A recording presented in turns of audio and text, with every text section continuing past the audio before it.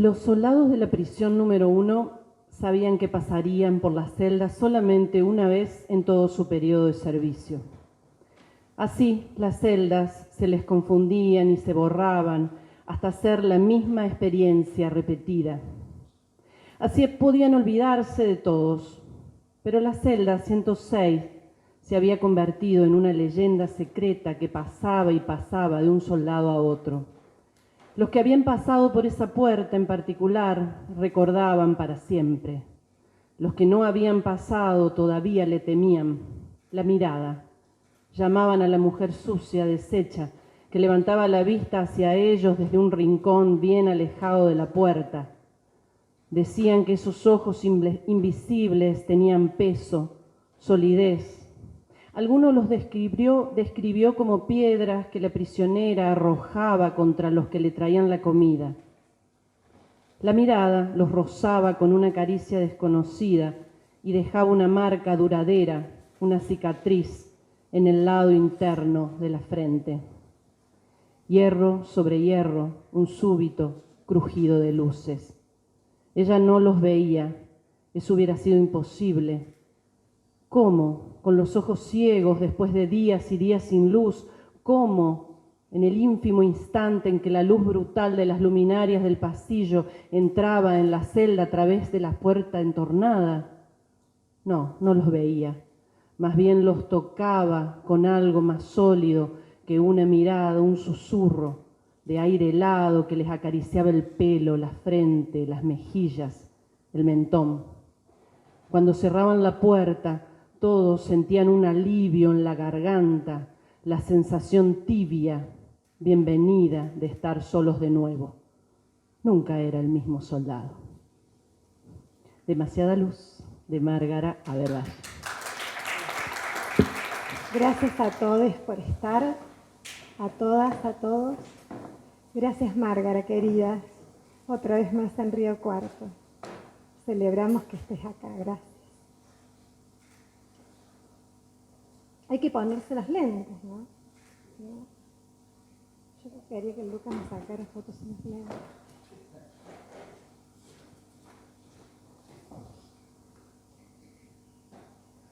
Bueno, Márgara nació, Márgara el nombre, me acordé.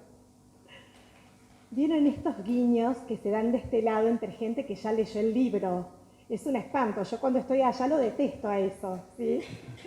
Pero en Demasiada Luz, la novela de fantasía de Márgara Habermas, editada por Mi Río Editora, el nombre es bien importante.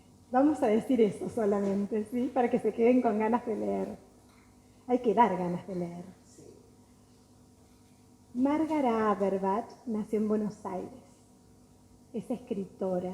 A mí me encanta porque en la contratapa, perdón, en la biografía de presentación que nos mandó Márgara para su libro, la primera definición es esa.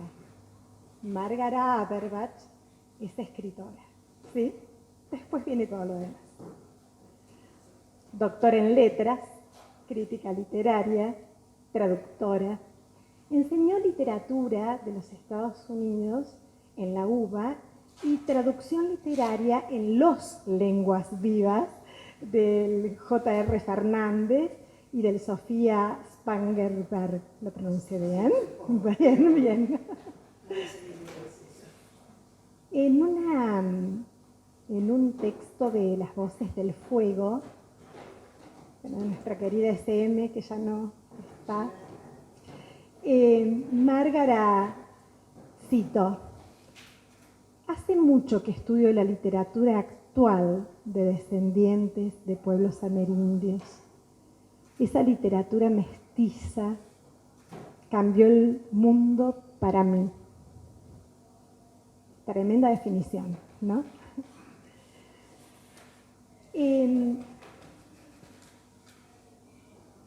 Algunas de las obras académicas que me interesaría solamente mencionar de Márgara hacen mucho sentido, por eso es que me permito mencionarlas.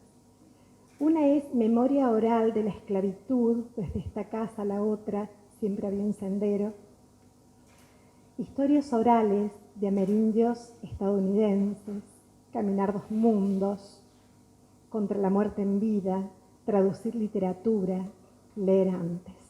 Por nombrar algunas nada más. No es exhaustiva la lista. Algunos de sus títulos literarios, y en esto voy a ser desobediente a toda franja etaria. ¿Te parece? ¿Te gusta? Dale. Porque somos del gremio con la compañera. Los que volvieron, Una cuadra, Premio Biblioteca Nacional, Mapas, Los dos ombúes, Historia de los cuatro rumbos que le encantan ahí. Y bueno, y acá hay estudiantes que no sé si les encanta, estudiantas, pero lo tienen como material, ¿no? Me parece que hay algunos fans de Historia de los cuatro rumbos por acá. Por el barco de vapor, ¿no? Ediciones SM. El bosque del primer piso. La lluvia y los cinco. Viste que cada lector va haciendo su recorrido. El año de la vaca, porque si no Anaí me mata si no lo nombro, ¿no? Y las chicas de letras también. Maíz se dibuja, Jirafa azul, Rinoceronte verde, Premio Madres de Plaza de Mayo. Es diploma al mérito CONEX en literatura infantil y recibió el premio Conosur de la traducción. Y no uno, 3 alija, ¿sí? Toma, ahí está. Por el año de la vaca, por Había una vez una vieja, traducido. Por la traducción, exacto, por la traducción. Y El agua quieta. Tradujo Márgara más de 80 libros del inglés al castellano. Y hoy, sí, dice por lo bajo Márgara, me encanta traducir. Es así Odino, ¿no? Le encanta traducir. Literatura, por supuesto. Y en la entrevista que le hacía para nuestra radio universidad, Franco Evaristi, el compañero, me encantó escucharte decir, imagínate si escribiré rápido a máquina, que traducir 80 novelas es escribirlas de nuevo, tipearlas de nuevo, entre otros muchos procesos cognitivos, pensaba yo, ¿sí? Bien. Y bueno, ha dictado y dicta cursos por plataforma, diría ella, no por necesidad económica, sino por el deseo de seguir pasando el conocimiento. Me pareció tremendamente valiosa la definición en épocas tan mercantilistas. Bueno, algunos de sus estudiantes en esas pantallas, te cuento que están por acá también, ¿eh? Sí. Hoy demasiada luz, demasiada. Novela de Márgara, es editada y ofrecida a la lectura por Unirrío Editora, el sello editorial de nuestra universidad pública. Y es alojada en una colección novísima, ¿sí? Aunque la esperan para acompañarla la cicatriz de nuestra querida Daila Prado en su reedición, y Magnicidio de Sergio Baudañoto. ¿Lo dije bien, José? Sí. Aún no lo he leído. Al autor, perdón. Se llama la colección, tiene un nombre tan precioso. Yo voy a ser fiel a nuestra formación en latín, José. Terra Incognita. Nos retaría nuestra profe de latín si acentuáramos, ¿no? Si pusiéramos tilde. Terra Incognita. José ya aludió a su sentido, José Di Marco, el director de Unirrío Editora, en la presentación de Daila, pero me permito traerlo a la calle ahora un momento. Tierra incógnita, tierra ignota o desconocida, en la acepción de aún no explorada por humanos, humanos occidentales. Decía José en aquella presentación de ese viernes, también no colonizada aún, ¿no? Terra incógnita era la inscripción que se encontraba originalmente en latín en los planiferios para designar tierras situadas más allá de las zonas conocidas por la civilización occidental. El África interno, el sur de Nueva Zelanda. Y vaya si hay una tierra en demasiada luz, vaya si la hay. Pero les cuento algo. Una tierra hay en demasiada luz, un territorio, en rigor varios, que se arma con lenguaje como mundo, en clave distópica, pero sui generis. Ya veremos. Una tierra que se dibuja a mano alzada y al hacerlo se le da vida. Parece magia, sí, pero es literatura. Amamos que un libro nos proponga como arranque un mapa. Una cartografía diseñada ad hoc. No solo propone viaje el mapa, sino que es un anclaje en clave no verosímil, realista y claro, seduce. ¿Sí? Esa es la idea, dice Márgara por lo bajo. Nos abre la puerta para ir a leer, que también leer puede ser mapear, ¿no? Es que Márgara es cartógrafa avesada, que se nutre de tradiciones del fantástico, de la fantasía retamizada tal vez, y diseña, inventora ella, un universo que porta ecos de este mundo que habitamos, imposibles de callar o de hacernos las sordas o los sordos. Imaginen, miren los nombres que les pone a este mundo, a las zonas de este mundo, en el mapa a mano alzada, que después Chalo Irene reproducirá artísticamente. Imaginemos, playa Angosta, montañas del norte, cuchillas lentas, meseta blanda, pantano quieto, rama cortada, luna llena. ¿Queremos entrar o no? Queremos entrar, porque, y cito en página 16, ver la tierra entera desde lejos es la única forma de entenderla. Bueno, muchas gracias, Márgara, por la oportunidad de leer Demasiada Luz, a la editorial, a Elena, compartir esta lectura. Y bueno, ahora queremos escuchar a Márgara. Yo voy a tirar algunas cositas que estuvimos charlando con Elena para dejarte hablar a vos. Y una cuestión era la imagen de tapa, Márgara, esta tapa, que es una foto que sacaste vos de un territorio de Córdoba.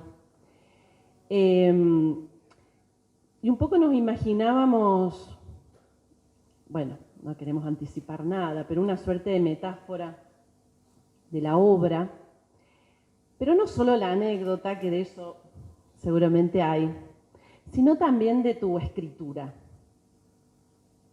¿sí? Como esta escritura enraizada, como, como algo que se ve pero no se ve, que se expande.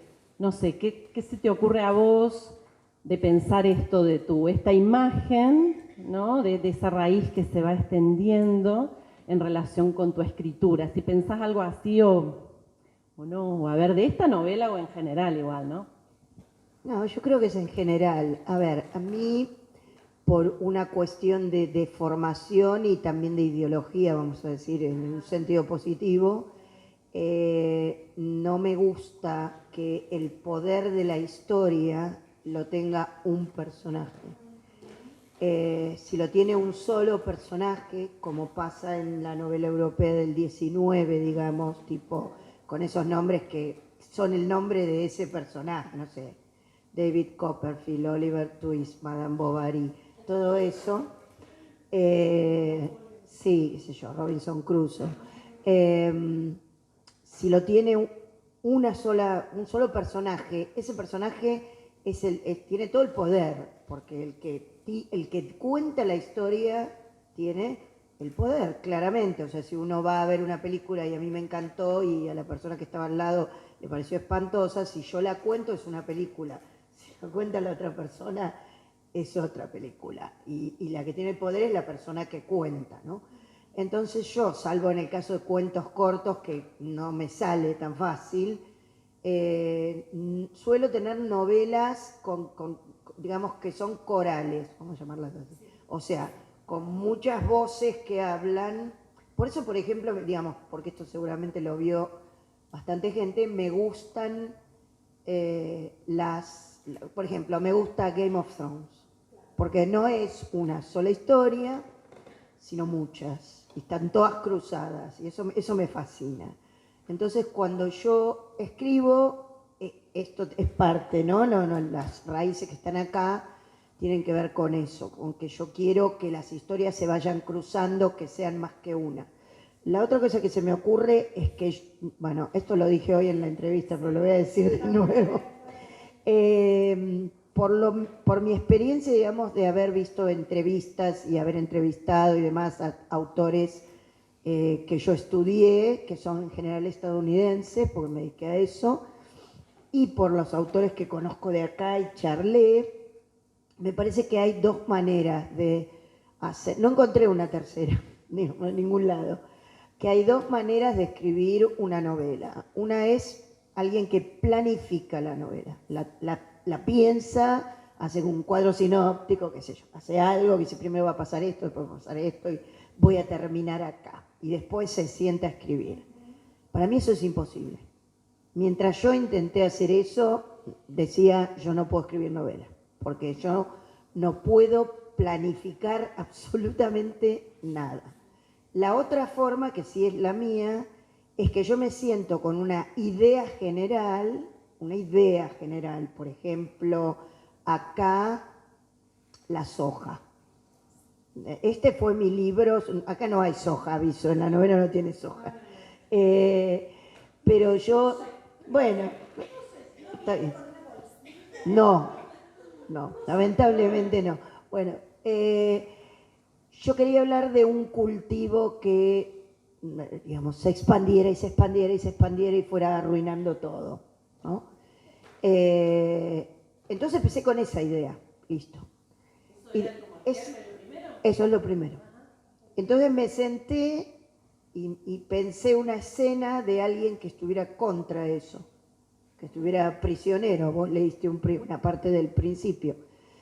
Y bueno, y desde ahí empecé. Yo empiezo y dejo que venga, los personajes van viniendo, la historia va viniendo, pero para eso yo tengo que escribir.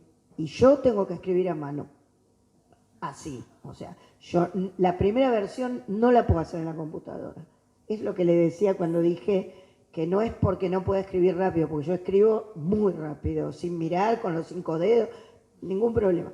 Salvo los números, ¿no? Cuando hay un número tengo que mirar porque nunca los tengo una contra los números terrible y nunca, yo sin mirar no puedo poner 1, 2, 3, no sé con qué dedo van. Pero bueno, pero las letras no hay ningún problema.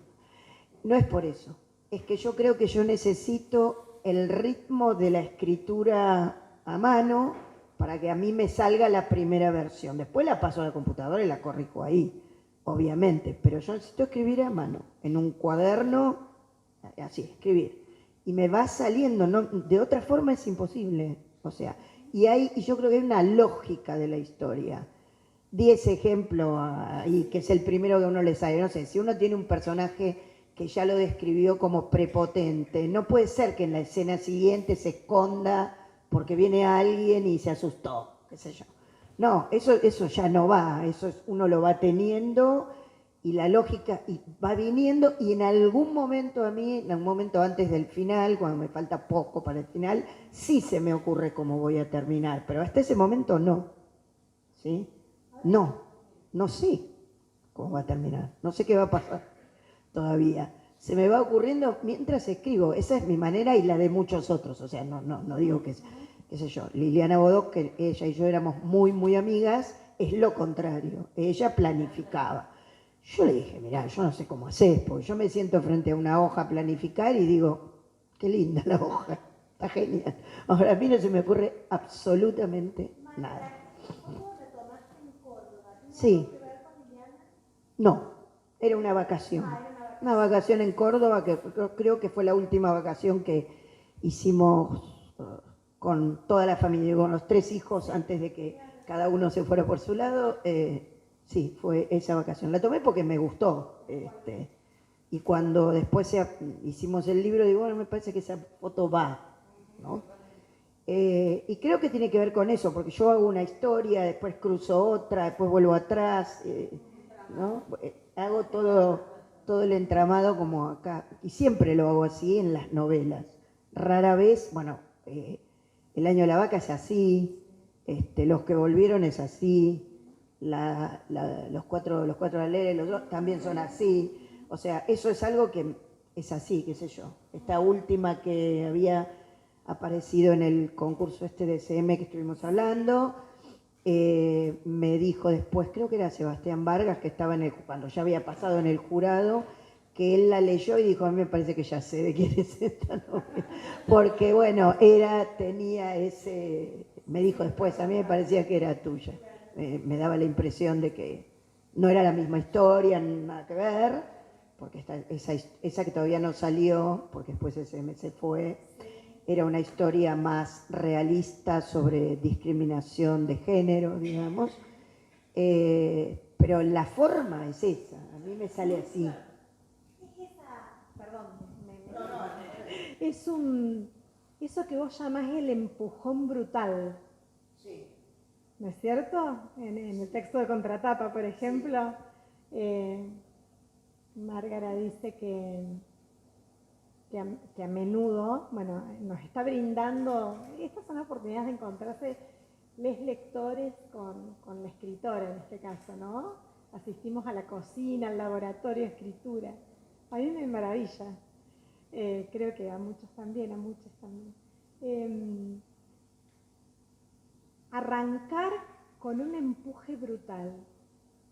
Como, bueno, les aviso que Demasiada Luz empieza con un empujón brutal y termina con esperanzas. ¿Sí? Para decirlo de alguna manera. Pero paso para uno, sí, acá. También en este texto de contratapa, pero también en las conversaciones que hemos tenido en el día de hoy, compartido hermosamente, con distintos interlocutores, Márgara, vos insistís en la idea que en el título, ¿no? Demasiada luz, y acá la tipografía te ayuda, porque viste que hay un destaque de la I en rojo. Es más importante el adjetivo antepuesto a luz que luz misma, ¿no? ¿Podrías contarnos algo de eso, chusmearnos algo? Es que ese es el...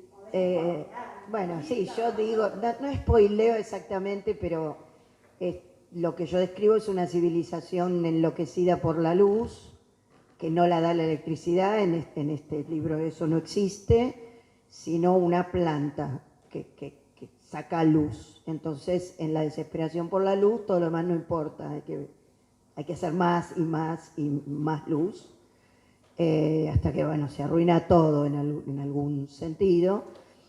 Y para mí también tiene que ver con la tendencia, bueno, y esto, ves, qué sé yo, me preguntaban ahí si cuando uno enseña después eso va a la literatura, o lo que uno lee va a la literatura, lo que uno experimenta. Yo creo que todo va a la literatura. Para mí es como una especie de embudo que tirando ahí y todo termina en el mismo lugar, ¿no?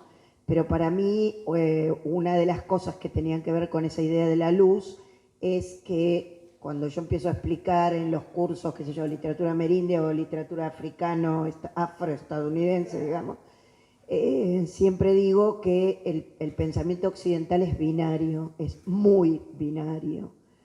Y entonces tengo luz como positiva, oscuridad como negativa, bueno, y nada en el medio, ¿no?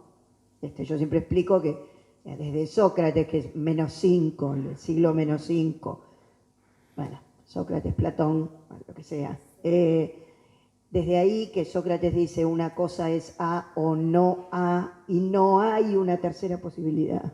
Lo dice así, o sea, claramente esto es celular o no celular y no hay una tercera posibilidad. Esto es celular o no celular y no hay una tercera posibilidad. Donde más binario no puedo ser, hasta Hegel, que es el siglo XVIII, es muchos siglos. Yo no puedo hacer la cuenta 5 y 18, no me da, pero porque no me da la cabeza matemática, me niego a los números. Pero son muchos siglos, salvo excepciones, hay excepciones. Pero las excepciones nunca las enseñan, porque son excepciones. Por ejemplo, Spinoza, pero bueno, digamos dentro de lo que es filosofía. Entonces yo quería que el demasiado fuera para el término positivo ese de la oposición esa binaria. Bueno, sí, luz, muy lindo la luz, pero demasiada luz, digo. Esa era la idea general. Claro, estamos en problema. Hay demasiada luz. Sí, esa era la idea.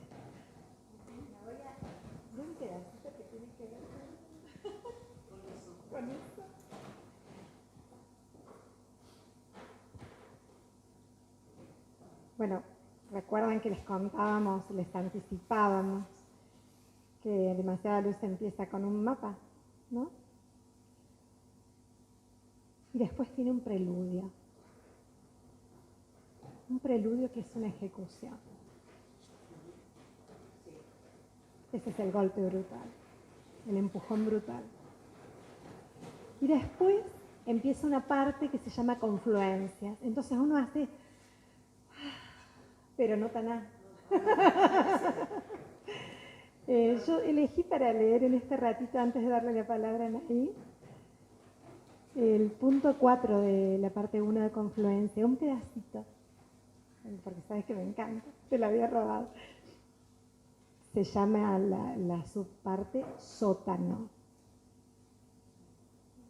Las paredes de piedra del sótano estaban cubiertas de estantes y los estantes de frascos transparentes.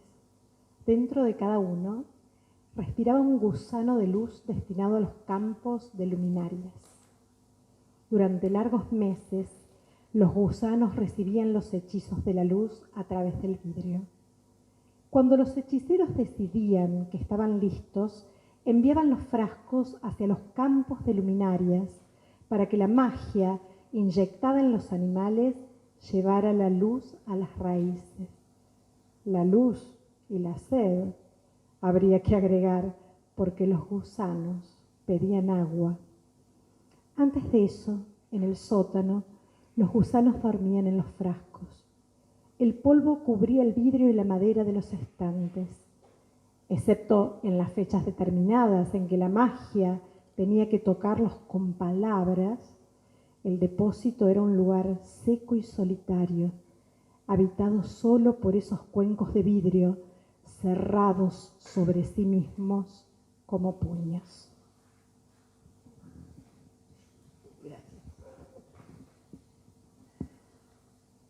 Márgara, vos recién hablaste de los personajes, ¿no?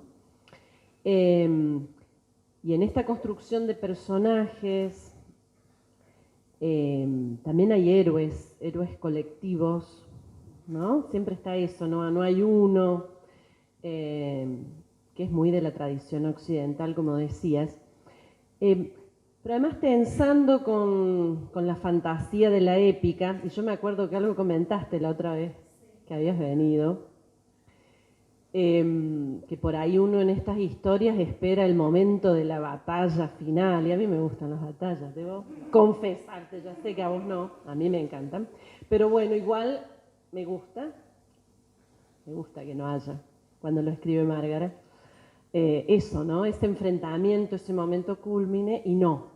Acá hay tensión, porque además, otra cosa, ¿no? Hablando de demasiada luz, de lo binario, hay buenos y hay malos, pero, ¿no? Están, ¿cómo eran los urbanos? Puedo decir, los urbanos del agua, los hechiceros de la luz.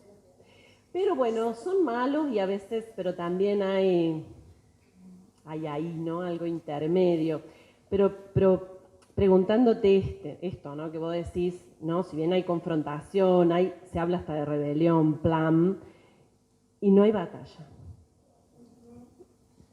El problema es que a veces la historia te lleva a la batalla. O sea, a mí no me gusta, me aburre terriblemente la narración de la batalla.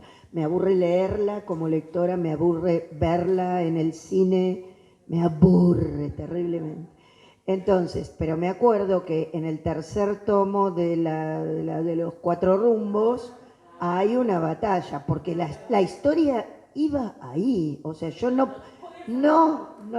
yo traté, pero no pude, porque iba ahí. Por eso te digo que yo no planifico, pero si va ahí, tengo que ir ahí. O sea, a mí no me gusta, pero lo voy a tener que hacer. Me resulta una cosa demasiado terrible, además, para mí muy aburrida. A ver, también eso depende del gusto de cada uno. Hay gustos en la vida. Yo no veo mucho cine. Las películas de guerra directamente me aburren profundamente. O sea, salvo en las partes que no está la batalla. O sea, antes, después, yo lo pasaría rápido, ¿viste? Fast forward hasta que se termine esa parte. Me aburren. ¿Qué querés que te diga? Entonces, cuando llegó esa batalla y la tuve que hacer, la tuve que hacer. Si puedo, no. ¿Entendés? Si puedo, no, pero hay una cosa de gustos.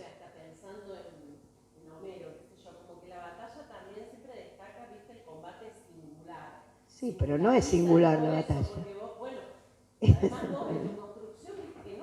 No, no, pero aparte, a ver. Por eso es que para mí es muy difícil, sí, para mí es muy difícil contarla, porque para mí no hay nada individual en una batalla. Y yo no sé cómo contar ese remolino de sangre, porque es sangre. Pero bueno, yo no puedo, a mí me costó mucho encontrar una forma en el tomo 3 lo hice porque no me quedó más remedio, pero me acuerdo de haberlo escrito 4 o 5 veces, decir no, así no, tampoco. A ver, así no, tampoco. Bueno, así hasta que encontrás una que decís, bueno, no sé si está perfecto, pero bueno, vamos por acá, qué sé yo, ¿entendés? Porque hay un problema de simultaneidad. El lenguaje no es simultáneo, porque es lo mismo que el cine. ¿Cómo haces? Mirás de arriba a ver, y, qué sé yo, y ahí sos aburrido. Entonces, es un problema. Yo, si puedo, no hay. Pero si la historia me hubiera llevado, lo hubiera hecho. Lo hice. No tuve más remedio en ese caso. Acá no me llevó, por suerte. No me llevó. Me llevó a otro tipo de confrontaciones, digamos, o de desastres, pero no batallas. No, las batallas no me gustan. Creo que es por eso también que hay autores que te gustan o no te gustan, qué sé yo. Yo tenía no una discusión, sino digamos, vos planificás, yo no planifico, con Liliana Bodoc, y ella decía, a mí me encanta Tolkien, y yo le decía, para mí es imposible de leer. O sea, yo leo Úrsula K. Le Guin. Tolkien no. O sea, no, me muero, no puedo tolerar la ideología, no me gusta. No hay forma. No me gusta, digamos. Y claro, tiene que ver un poco con eso. Hay gustos. Hay gustos en la vida y yo, creo mucho en los gustos. También cuando soy crítica, por eso yo cuando soy crítica digo, si a usted le gusta no sé qué, este libro le va a gustar, si no, no. ¿Entendés? Porque me pasa también a mí. O sea, por ahí un libro espectacular sobre la guerra y a mí no me gusta, no hay forma. Puedo llegar a decir, es muy bueno, la verdad, pero para mí no es. No, qué sé yo.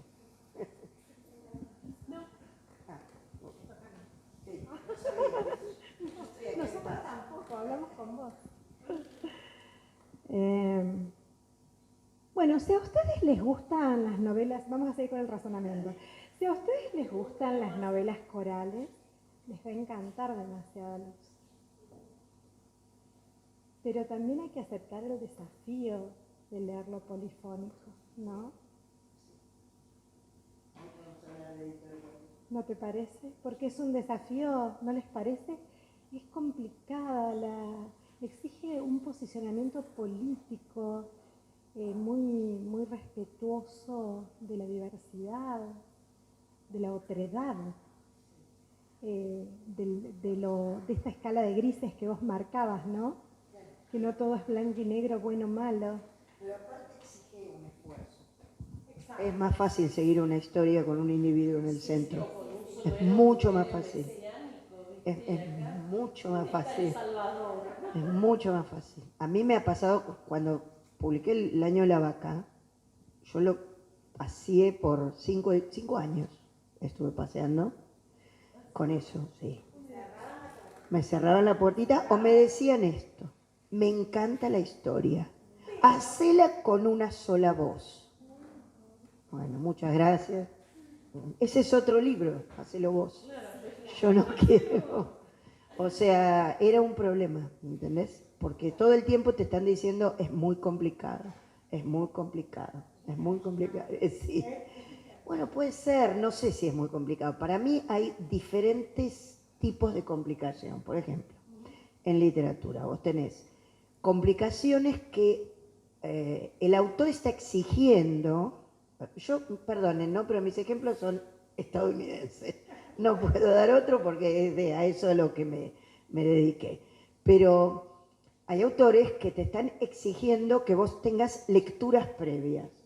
Si vos no leíste antes tal o cual cosa, no podés leer T.S. Eliot, porque todo es cita, ¿sí? Ese tipo de complejidad a mí no me gusta, porque está siendo sumamente elitista. O sea, si vos me leíste esto y esto y esto, te va a encantar esto. Y si no, solo lamento, pero estás afuera. Ese es un tipo de complejidad. A mí me interesa una complejidad que sea de la lectura. Yo no tenés que haber leído nada antes de leer esto, ni ninguno de mis libros.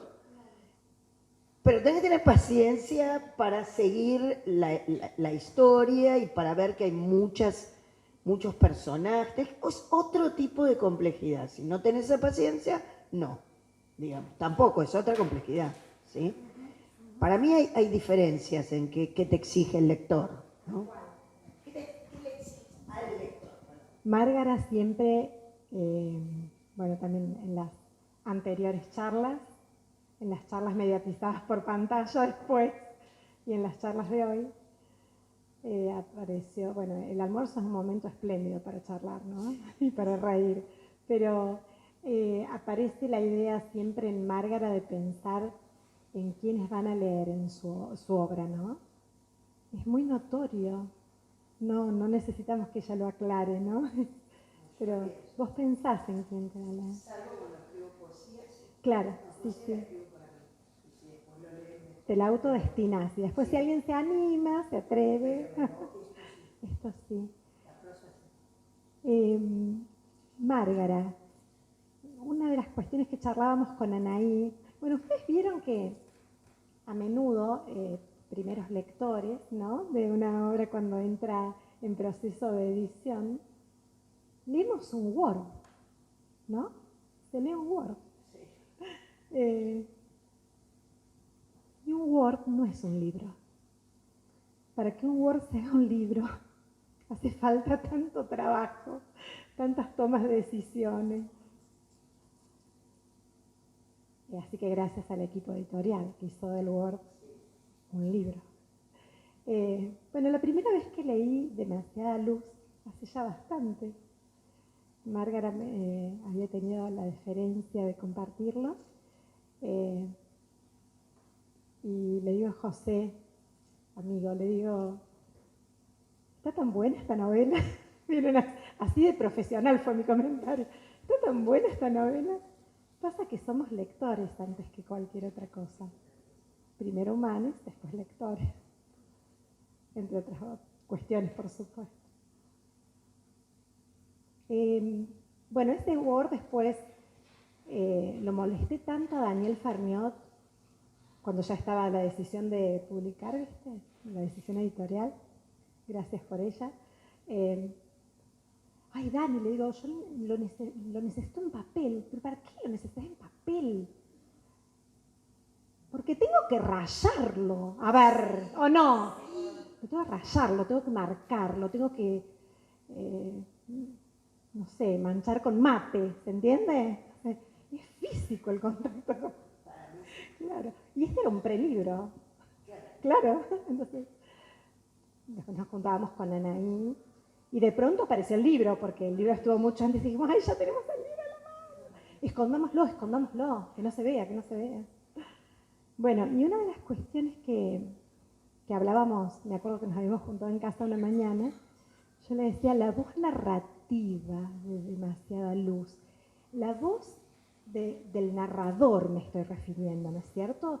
De un narrador muy arquitecto, porque claro, ha tenido que hacer un mundo, no digamos que de la nada, porque nunca se crea nada absolutamente de la nada, ni desde cero, pero yo me imagino una voz narrativa de un arquitecto, pero mezcla con botánico, ¿sí? No biólogo, botánico. Una voz narrativa muy atenta a todo. Y antes que nada, la inclusión de otras voces. Todo el tiempo. Profundamente dialógico, al decir Bastiniano. Un narrador, una voz narrativa que hace y construye memoria, que nombra, y con eso le da vida y aliento y ánimo, que nombra y arropa personajes, los que mencionan ahí, que nos guía en el viaje, pero en un viaje que es en espacio, pero también en tiempo, ¿sí? En las dos dimensiones, o tal vez en más de dos dimensiones, ¿por qué dos? Repone información necesaria, retasea información para que elaboremos al leer, por eso hay que tener paciencia, decía Márgara. Poetiza por momentos el relato, poetiza por momentos el relato, con procedimientos, me permito adjetivar, exquisitos, ¿sí?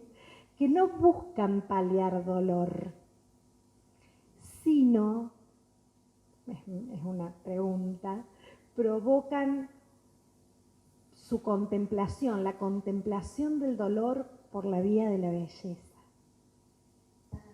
A ver, a mí me cuesta a veces encontrar la forma. Por ejemplo, en eso que vos leíste, hay una frase que se repite, que es esa hierro sobre hierro, no me acuerdo exactamente, pero bueno, la escribí hace, sí, como una cosa así, que para mí, cuando encontré esa frase y la empecé a repetir, a ver, yo di clase en cárceles durante 3 años.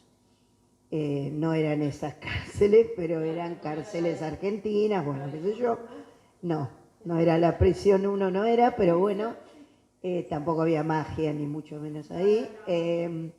Y uno puede haber leído, yo leí bastante sobre cárceles porque me interesaban los libros carcelarios y leí sobre teoría de lo que es una institución total y toda esa cosa.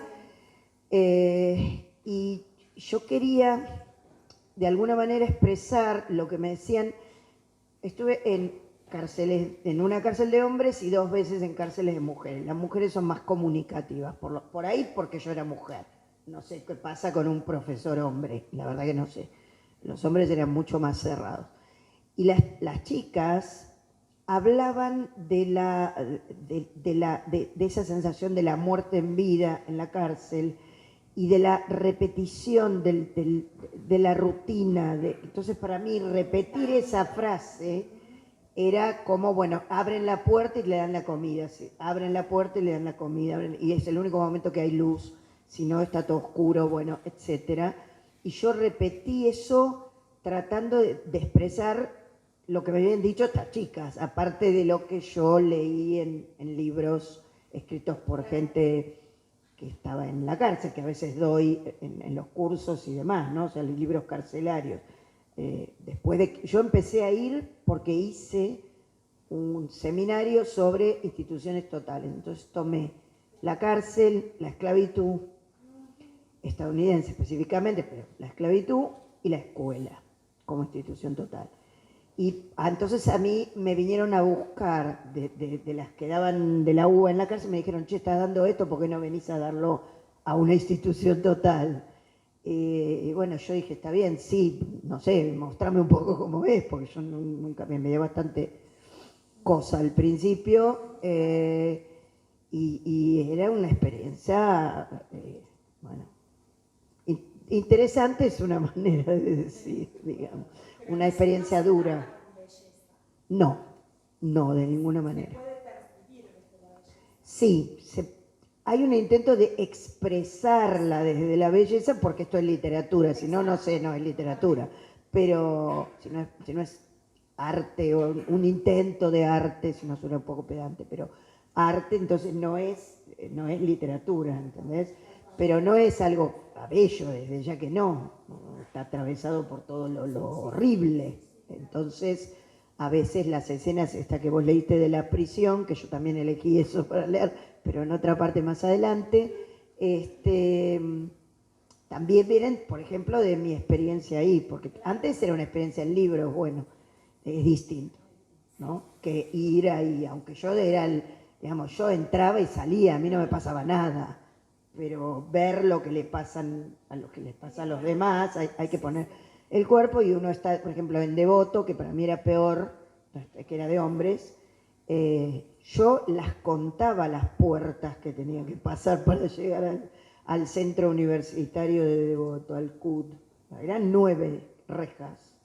Y vos estás dando clase y las 9 rejas las tenés en la cabeza. No sé cómo, pero es como que vos sabés que te faltan 9 para salir.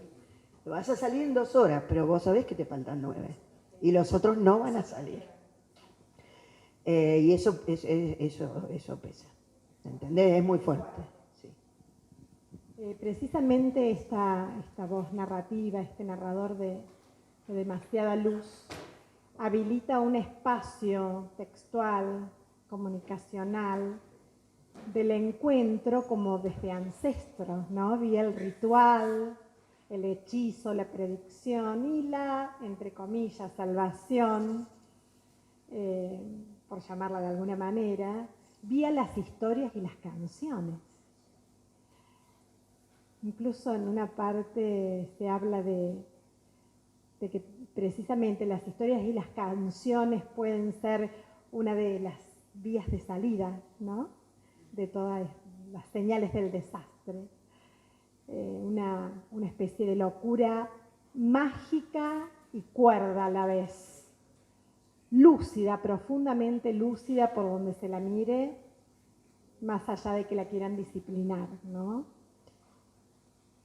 Y bueno, como lectoras, nosotras decimos queremos una cueva del viento, ¿sí o no?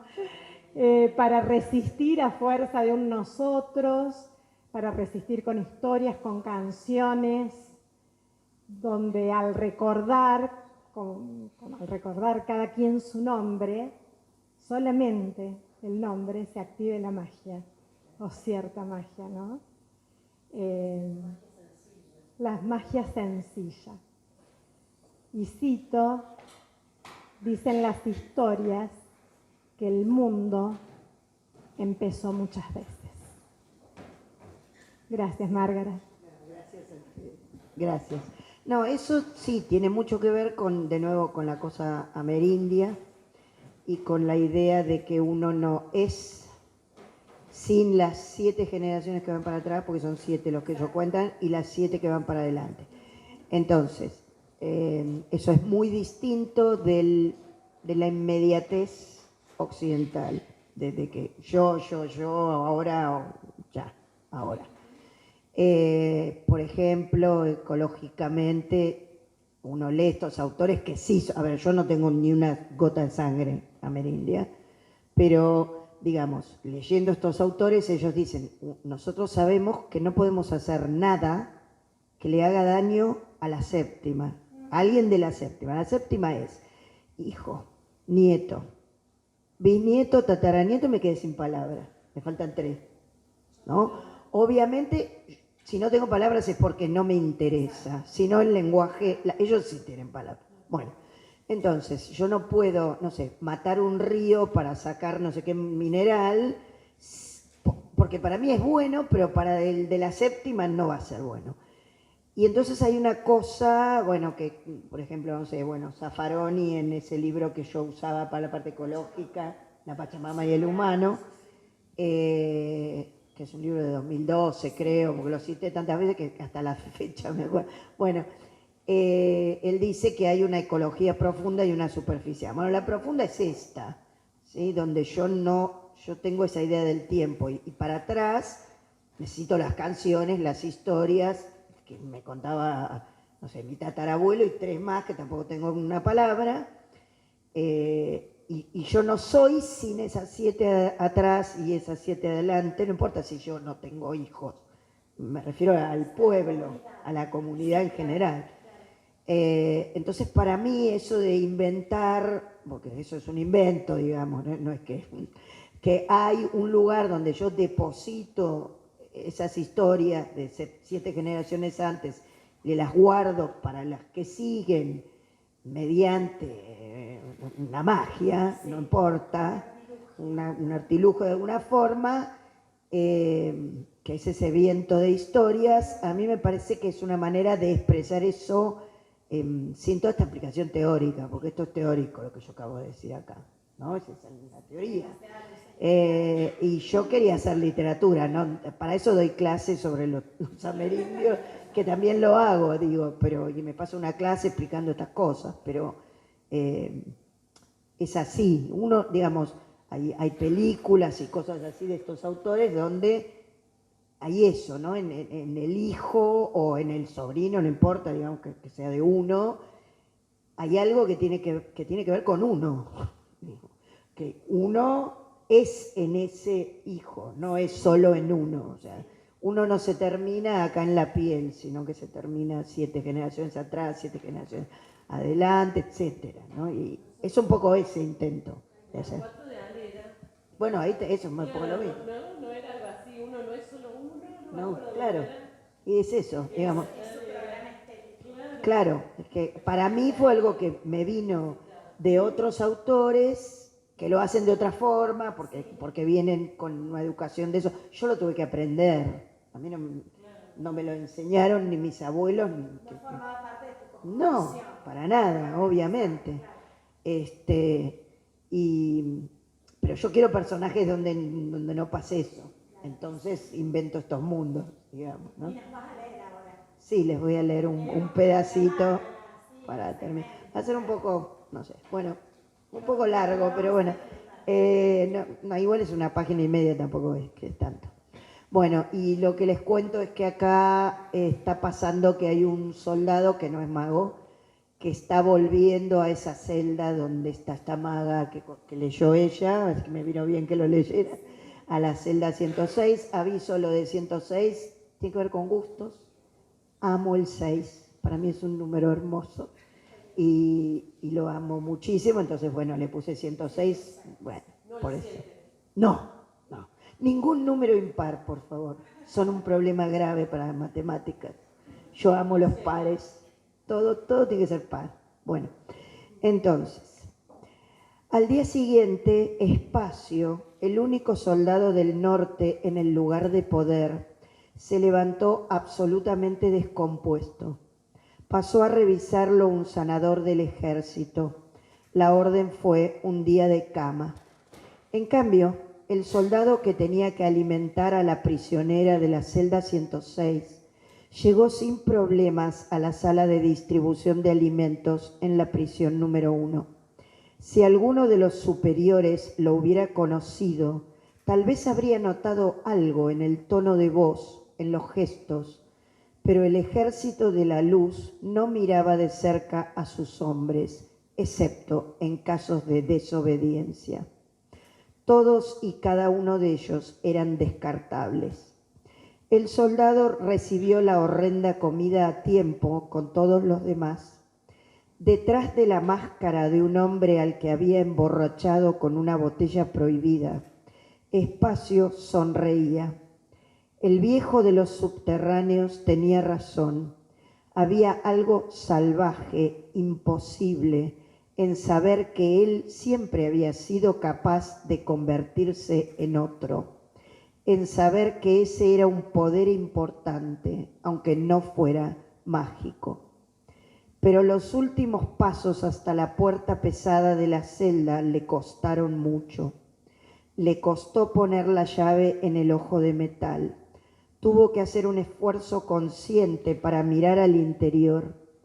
Del otro lado del metal gris, el cuerpo hinchado, inhumano, los ojos 2 grietas rojas, las manos ramas torcidas, las rodillas dobladas muy cerca del pecho. Espacio había visto lo mismo en la primera visita y en la segunda, y sin embargo tampoco estaba preparado esta vez. No había sido igual la primera, tal vez porque no sabía. La segunda porque lo cegaba el miedo. De pronto pensó que no era por casualidad que lo habían educado exactamente para eso, para que no viera, que no ver había sido el centro de gran parte del entrenamiento en el Ejército de la Luz. Había manuales para leer a los prisioneros, para interpretar los gestos, la curvatura del cuerpo, la respiración agitada, los sonidos. Había informes que llenar, palabras establecidas para describir la forma en que se iban transformando los presos. Para el soldado, la chica que lo había mirado a los ojos mientras bailaban juntos en Playa Angosta, debería haber sido un documento que le habían enseñado a leer, y por alguna razón misteriosa eso lo enfurecía cada vez más. Antes de entrar a la celda 106 por tercera vez, lo que sentía por dentro era una rabia blanca, sólida, inconmovible, contra la reja, contra el lugar de poder, contra rama cortada, contra sí mismo. Tuvo que apretar los puños para obligarse a cruzar el umbral, no había tiempo. Mientras ponía el plato en el suelo junto a la cabeza de la prisionera, bajó la otra mano y escribió en el polvo. No sabía si ella estaba al alcance de esas palabras. No sabía si ya había olvidado el lenguaje de la escritura, tal vez todos los lenguajes, menos el del hambre, el de los golpes y el del miedo. Pero de todos modos escribió Urbanos, que es el nombre del grupo rebelde. Después se puso de pie sin dejar de mirarla, sin retroceder todavía. Le pareció que ella leía el mensaje. Cuando la vio darse vuelta con dolor para mirarlo, lo borró con la rodilla. Ella tenía la cara fija, dura, levantada hacia la de él. Algo quedaba en ella de lo que había sido, porque mientras él cerraba la puerta, ella también hundió un dedo en el polvo y justo cuando él cerraba, vio la nueva inscripción en una letra temblorosa. Nosotros. Nosotros, solamente eso.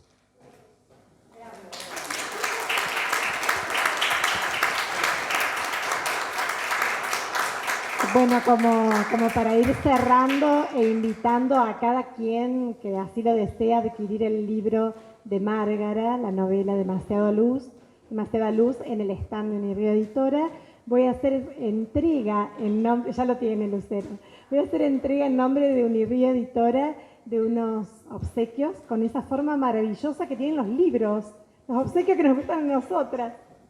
Muchas gracias, Márgara, gracias a todos por estar.